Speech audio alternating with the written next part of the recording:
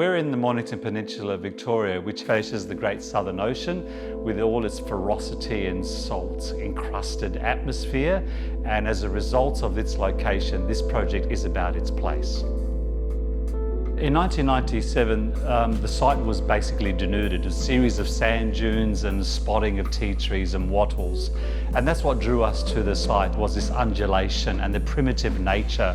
And it actually inspired the whole construction methodology, not trying to beat or compete with the landscape. In fact, letting it win, letting the house recede and allowing detail to dominate. This house has been deliberately built across 4 stages. Time is a very valuable component of its equation.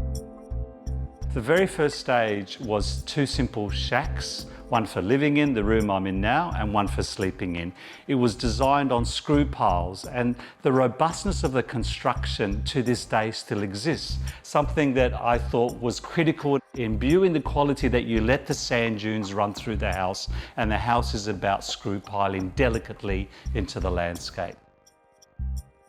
After experiencing the intensity of the weather following 10 years, we realised that we needed to recede to the north. So stage 2 is about putting in the pool and a cabana area that we could enjoy the sunshine without the wind intensity.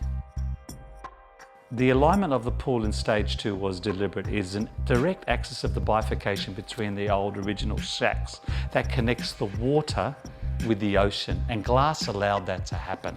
They were the 2 moments where, apart from the timber shield, that we allowed glass to break through and connect water to water.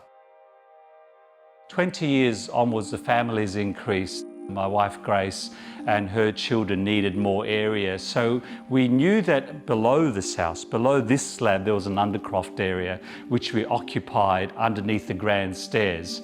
Much to my surprise was this peculiar space that we converted into a terrarium, this new atmosphere. When you open the sliding doors, you get hit with this sense of smell of moisture. It is stimulating your olfactory, a hidden sense of memory. So I open the sliding door and I feel like I'm in a rainforest in Tasmania, but I'm just underneath in my living space. We created an area of recluse, of privacy and intimacy in direct contrast with the immediacy of the landscape. So we're building up a series of experiences and emotions, and stage 3 was the more quiet, contemplative phase. Finally, when you convert a shack to a villa, the garden needs to be part of the overall consideration. We were conscious of not disturbing the landscape, not shifting the contours of the sand dunes. Making sure we don't interrupt too much of that movement was critical. So it feels like the house is settled, finally settled into the landscape.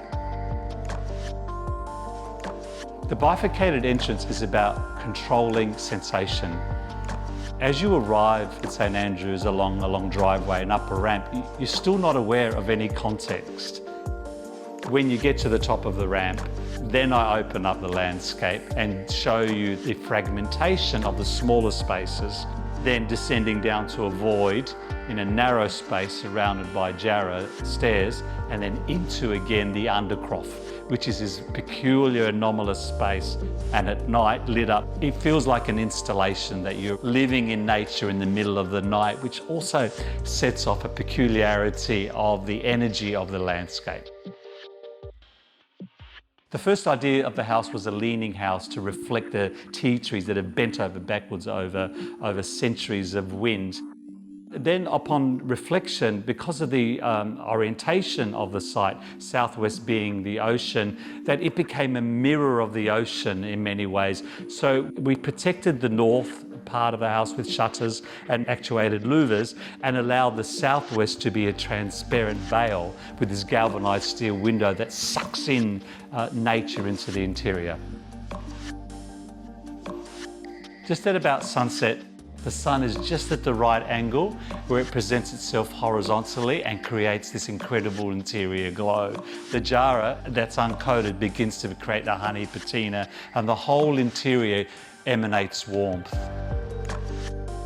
The invention of LED strip lighting really saved me from the tyranny of downlighting. We've concealed it throughout the whole residence. You can't see it. It's in pelmets, it's hidden behind skylights, it's under handrails. Lighting is this art that this house both at day and night adopts and plays with. There's something about the reductive accumulation of materials here. The need for functionalism and meaning and purpose. Every material does its job. It's not doing more than that. It's not pretending to be more than what it is. Jarrah was one of the most important selections that we made in the process. We know it ages well in seaside environments. We know it's used on old jetties. Because it greys in this silvery manner and then on the interior it glows to golden, we then added rust to it. I've worked out a way of sealing it in a way that holds the rust to a certain point. And then the juxtaposition of the galvanizing of the screw poles to make sure that they endure through the climate, then created a trilogy of materials of cool grey, warm rust and timber that both silvers and goes to golden. Is this natural palettes of materials that you could feel through the whole journey in the house. I often get asked what is the favourite part of the house, and in many ways it's the negative. It's the garden, it's the space around it, not the actual house itself, that we can connect continually to the landscape. There isn't this one outstanding moment, and maybe that's my favourite part of the house, that it doesn't dominate. The lesson that this house has taught me the most is searching a bit deeper. Not only is sense of quietness important and deep reflection of detail and material, but also a holistic overview of what architecture can bring to your spirit. The negative, the positive, the garden, your connection to the family, your connection to materials and light. That's what this house, when everybody visits it, they feel more harmonious in their inner being. Published 3 times a year, the local project hard copy publication contains over 350 pages of curated insight into the latest architecture and design across Australia and New Zealand. Printed on exceptionally high-quality paper stock, the publication is designed to be read and enjoyed over time. A beautiful and valuable addition to any personal library or coffee table. With worldwide delivery available, have the hard copy print publication delivered straight to your door 3 times a year with an annual subscription. Head to the description of this video to subscribe to the triannual print publication.